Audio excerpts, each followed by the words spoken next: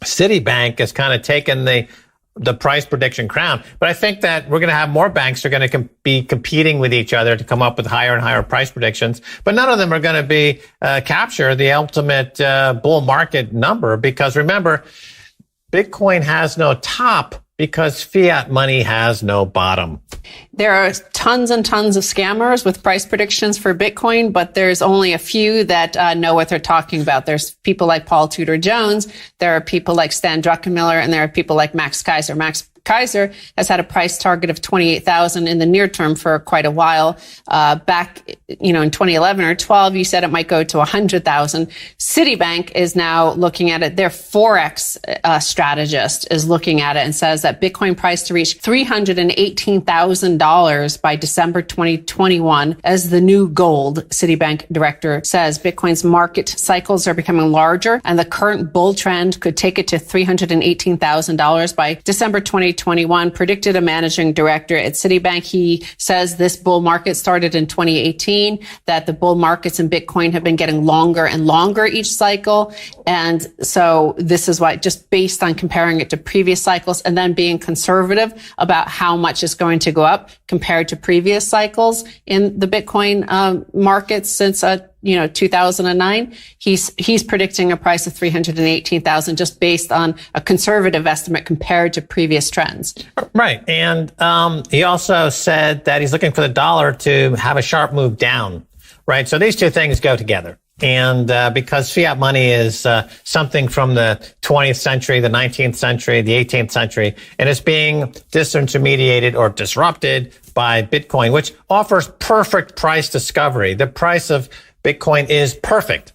It mimics nature in that way. It's like the photosynthesis of money. It's a perfect price discovery, the perfect market maker between risk and reward, between consciousness and humanity. It's absolutely perfect. And that's why people are running to it now and eschewing fiat money. We recently interviewed Tone Vase here on Keiser Report, and he runs the conference called unconfiscatable.com. And unconfiscatable is the quality of Bitcoin that this managing director of Citibank says is uniquely makes it so good. He says Bitcoin is the new gold. It is an asset with limited supply. It is digital. This is the 21st century. Gold is a 20th century asset. It moves across borders easily, and ownership is opaque. The last point is, I believe, very relevant. The huge fiscal deterioration of today has a cost in the future, either directly or indirectly. Directly, it is that at some point, the bills have to be paid, which means at some time in the future, the money needs to be found. While Bitcoin may become subject to more regulatory constraints going forward, it is a natural store of money to avoid this. Indirectly, the argument can be the debasement of fiat currencies by creating high nominal growth and inflation, effectively a soft default. I do not believe hard default, particularly in the world's reserve currency, is a real concern. However, in lesser currencies, it could well be. The word unconfiscatable is key. But before I get into that, just mention talking about defaults. Remember, in 1971, America defaulted on its sovereign debt when it closed the gold window. So another default on the US dollar, it's highly likely.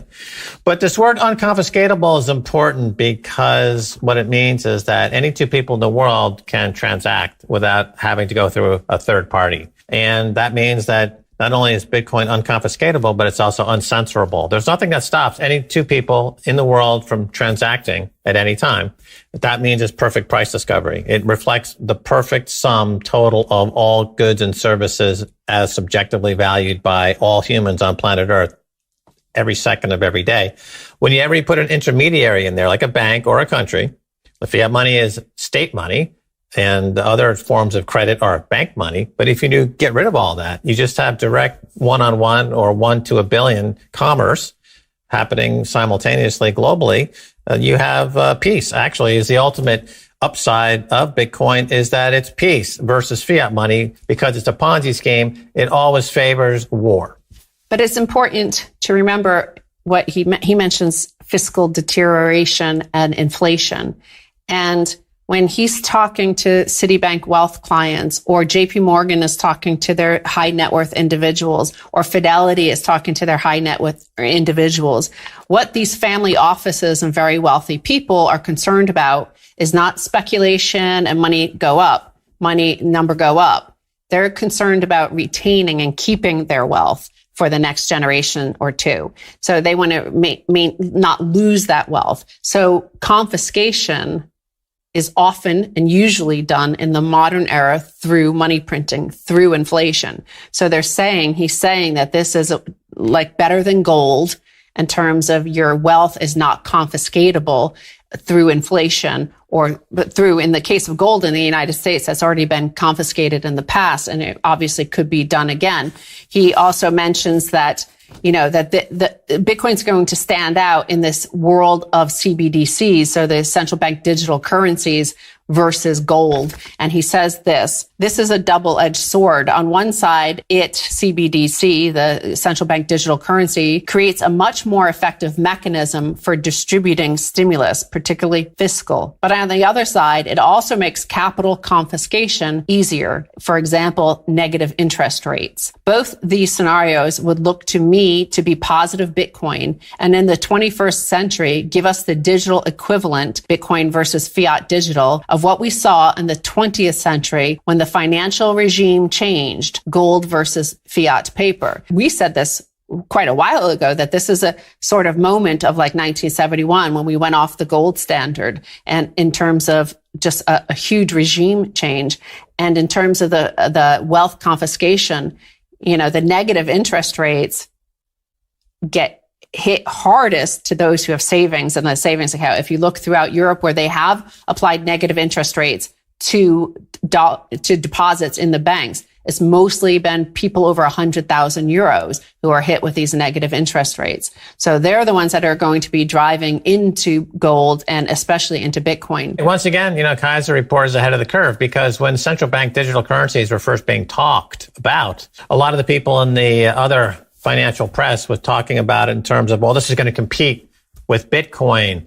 But as we said at the time, and as now Citibank is agreeing with us, that it actually causes people to panic buy Bitcoin, because they realize that the central bank digital currency will just be a way to, one, inflate the value of the money, or Michael Saylor calls it the melting ice cube, and B, gives them easier ways to confiscate wealth. So now there's a panic buy of Bitcoin, and we're seeing that in the price action. The price action is reflecting panic buying, and that panic buying is going to continue for a while. Panic buying by not the ordinary public. You saw that in 2017. You see it in the Google Trends. There was mass searching for Bitcoin, how to buy Bitcoin back in 2017. Huge spikes. Anybody could go check it out. Today, there are none. All the people buying it now are those who will be hit by negative interest rates, who will be hit when this fiscal stimulus starts with these CBDCs. They are the Michael Saylors. They are the Paul Tudor Jones. They are the Stan Druckenmillers. These are people with billions of dollars, and it's hard to hang on to billions of dollars. Right, and Michael Saylor says he wakes up in cold sweats, thinking he doesn't have enough Bitcoin. He's clearly panic buying Bitcoin.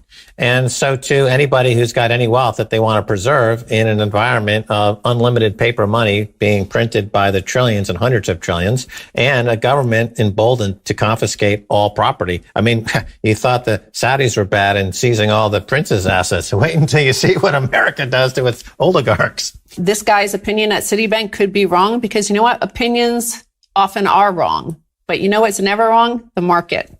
That's according to Jesse Livermore, one of the greatest traders of all time. That's something you taught me when we first met. Of course, markets are never wrong. Only opinions are. So we're going to turn to an opinion that keeps on being wrong over and over. When Bitcoin market prices were at $1, at $10, at $100, at $1,000, at $10,000, at $20,000. He's always wrong. And that is Peter Schiff. The recent rise of Bitcoin relative to gold in no way proves that Bitcoin is a superior store of value. Exuberant investors are flocking to risk assets and shunning safe havens worldwide. As the riskiest asset of them all, Bitcoin is being bought as part of the risk on trade. Right. Well, I've said, Peter Schiff is the gift that keeps on giving. Right. And what's great, whenever I interact with him, and not so much anymore because he's tired of losing the debates with me, but for a few years there, going all the way back to 2011, when I tried to get Peter Schiff to buy Bitcoin at $1. I was at his house in Westport, Connecticut, and his son was there too, and his son is now a Bitcoiner. I think I turned him at that time, got the seed in his head. But with Peter, whenever I do have a chance to interact with him, I try to shamelessly kind of pillory him and mock him, because I know those things go into the public record. So years from now, people can look at the YouTubes of me, in person, just calling Peter Schiff a complete idiot and having no response, because I've known now for 5 years that he was dead wrong and will just go down in history as the worst money manager in history. Exuberant investors, though, really. I mean, he's saying they're shunning safe havens. Look at the U.S. Treasury bond market. Has he looked at that? It's at like 300-year highs. Like, that's not exactly a risky asset. No, he's the worst money manager in history. His performance is horrible, and adjusted for opportunity costs, he's been losing money at a rate of an incredible rate. It's amazing. But again, opinions, you should do your own research, listen to Peter Schiff, but also read Paul Tudor Jones, Stan Druckenmiller, Michael Saylor, and figure out who has more skin in the game, who's actually has a better track record over 30, 40 years that you could see with some of these guys. Well, Peter Schiff and Ray Dalio should open up a pub somewhere in the middle of nowhere and crying their beer all day long because they messed up so badly. Anyway, going to take a break. When we come back, much more coming your way.